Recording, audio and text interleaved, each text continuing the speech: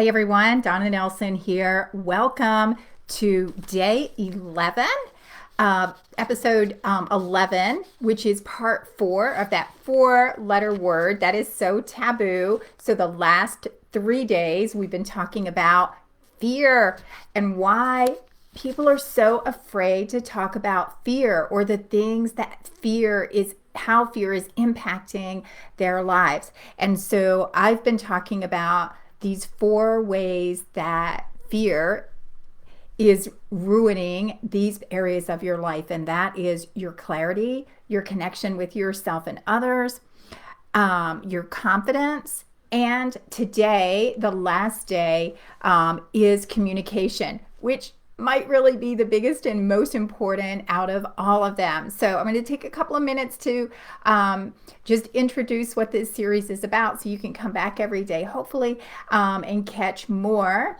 of Rooted in Wisdom, a daily dose of Donna. So whether you want to up your game in business, have better relationships, make more money, and have more abundance in all areas of your life, or improve your mental, physical, or emotional well-being, or feel more spiritually connected in your journey to wholeness, you need to know how to get there.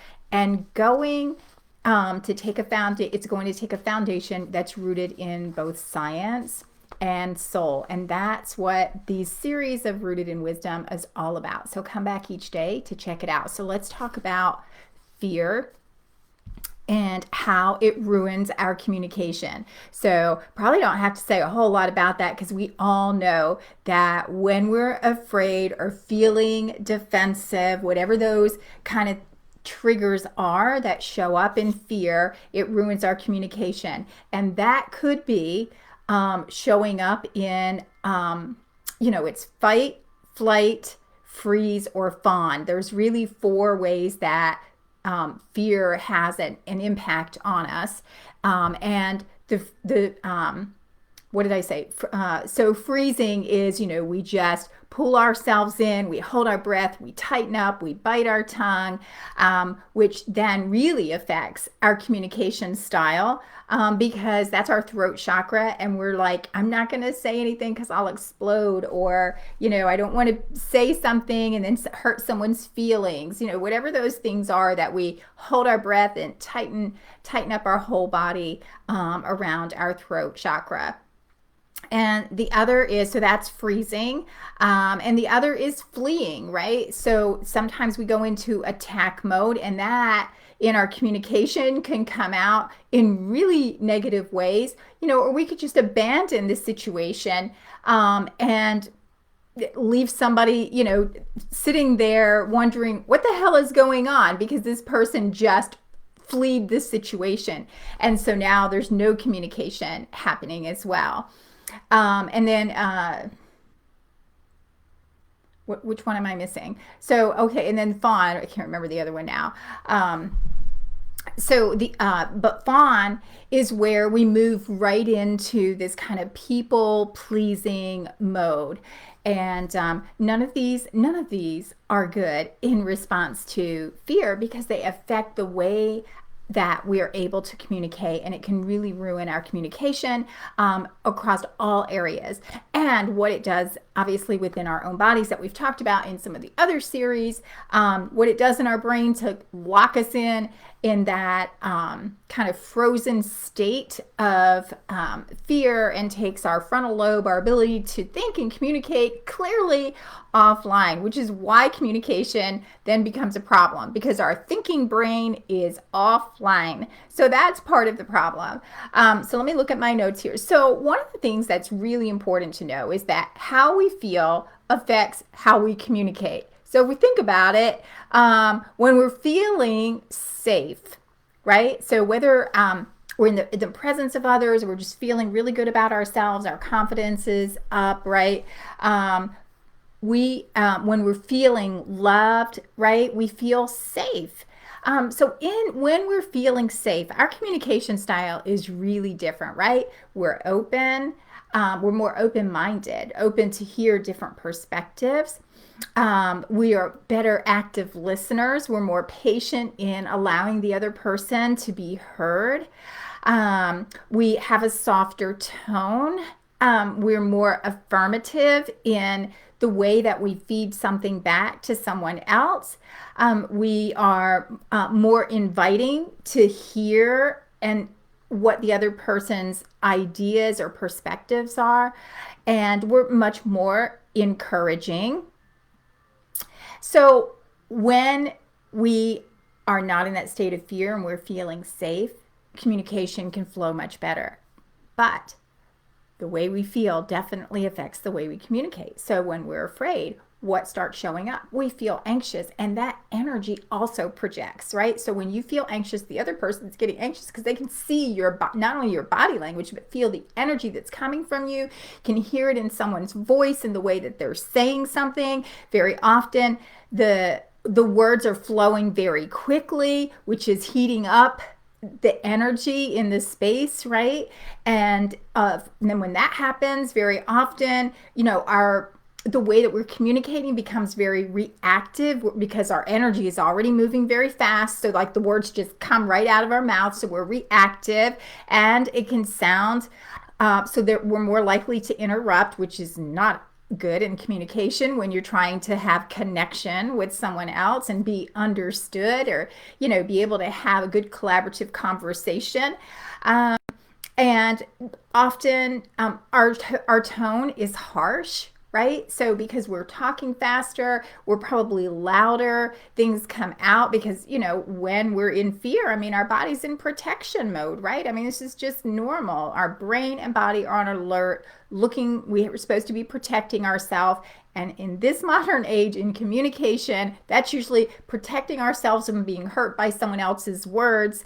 So that puts us in that kind of either defensive mode or avoidant mode, or that withdrawing and quieter, or that people pleasing and appeasing mode. So none of these are highly effective. So whether it's in your board meetings or your team meetings, or in your important sensitive topics, with your intimate partner, or one-on-one with your supervisor or a staff member, whatever, might not be meeting standards and you have to have this conversation and you're afraid. Here, I'm going to give you some pointers on how to pull your shit together and get out of that fear state. So the first is really tuning into yourself. You've got to get yourself into this kind of grounded, centered space. And one of the ways that I do that, even every time before I come on a live, after I fix my hair, of course, I sit myself on my tailbone. I get my body really centered. So my shoulders are back, my tailbone, I can feel it grounding me, almost like it's rooting, right? That's where a lot of my work comes from, is getting ourselves grounded, rooted in, these ancient philosophies and ancient wisdom. And so that helps me really connect to what am I feeling, my own self-awareness, so that I can not be nervous, or even, and if you watch me, I'm all over the place and I forget what I'm saying half of the time, but it's never because I'm afraid. It's because I'm unprepared or not following my notes or something. So the first one is your own emotional awareness, so that you can tune into what are you feeling right now. Because when we are tuned into what's going on with me at this minute, as I'm walking into this meeting, or that person just said something to me, and you could feel it almost rush up your body, right? Like that feeling of like, oh God, this is so uncomfortable, or I'm not liking how I'm feeling at this minute. That gives you power that you're tuned into that, because at that moment, in that hot second that you're experiencing that, it gives you the ability to make a decision on what you're going to do next. Am I going to react to this? Am I going to take a deep breath and get myself together and just be an active listener? So the second thing, so that's one. The second is putting yourself in the other person's shoes. So we've always heard this, right? Listening from their perspective, listening to, am I getting ahead of myself? No, this is still the same thing. So we're not listening to respond, we're listening to understand. So I mean, when I first started in sales, this was a hard thing for me because, we're have this presentation and we've got a pitch and they say this, you say that. It was so old school, right? So but as soon as someone would say, I'll say, give me an objection, I'm already like formulating in my head what I'm supposed to say in response to that, right? What was the canned thing, or what was that automatic in any relationship? When somebody says this, that's going to piss me off, or, that's going to be the trigger, or I'm going to have to quickly defend myself, or how do I overcome that comment? And when we again, in our confidence and all the things that we've talked about, right? How to be in connection with others, how to be confident, and what I'm talking about now, getting yourself and your own emotional awareness and getting yourself grounded. So you're prepared for whatever comes at you. But when you take the approach of active listening and listening to understand, then you're going to be less reactive. All right, what else did I want to say about that? And then the fourth thing is, but I want to talk about I want to finish the listening part. So what I was talking about with my sales, right? When I first started in sales, and that, again, when we're coming from a place of fear, right? So you may not feel fearful in that moment, but yet when someone is saying something that you feel like you know the answer to, or they've said something that kind of threatens your integrity or your ego, whatever it is, right? We feel like we have to rebut quickly. And sometimes that comes from fear of not being heard, right? So we have to look back on those patterns, right? Those early patterns in our lives when, maybe if you grew up like me, maybe you were told, kids are to be seen and not heard. And so now we struggle with wanting to be heard and understood. And I want to get my turn. If you grew up in a big family, or especially maybe if you were the little, right? And you had 4 older siblings and, you never got to be heard. Then in every conversation, you want to be freaking heard. And you're afraid you won't be heard. So you interrupt, or you get all excited, or you get anxious, or you develop this fear of, when's it my turn? Oh, for the love of God. So it can take some pattern adjustment to get through that. So that's why I wanted to finish with that, why that sometimes happens. And your own emotional awareness, if you're in conversation, communication with someone who is like that, you need to know that about them, and you need to notice how that is affecting you and keep your shit together so they can calm down and just be heard, and then the conversation can keep flowing. All right, so the fourth thing is prepare for the conversation. So if you're always in conversation with someone like that and they're not getting coached on how to break those patterns, how to be a more effective communicator, how to overcome their fears, then you're going to have to be the one to always have to adapt. And preparing for the conversation, whether it's a sensitive topic coming up, a difficult conversation, or someone who's just difficult to communicate with, you being prepared going into the conversation is going to help you eliminate this fear response in response to it. So it's best to not walk into situations blind. If you know you're going into a meeting, ask, what's the agenda?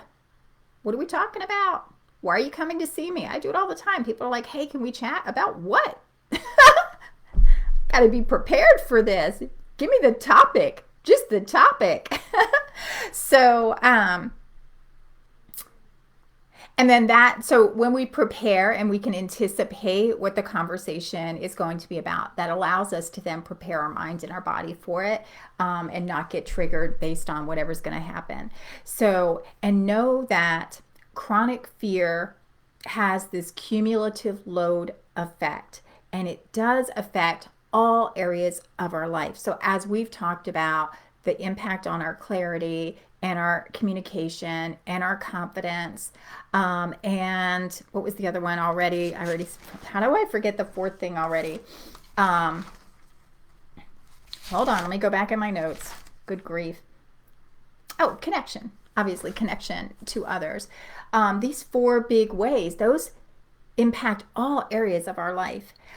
So it's really important that we get a handle on our fear and know that this chronic state of fear, not only does it affect our health negatively because it has our body in this toxic load of hormones all the time that wears down our body and creates inflammation, but it affects how we do business every day, how we live our relationships, our decisions, how we make them, the quality of them, the risk we're willing to take, all of those things. So I hope this series on fear has been helpful. I'd love to hear which of the four was the most helpful for you and what tip was your good takeaway.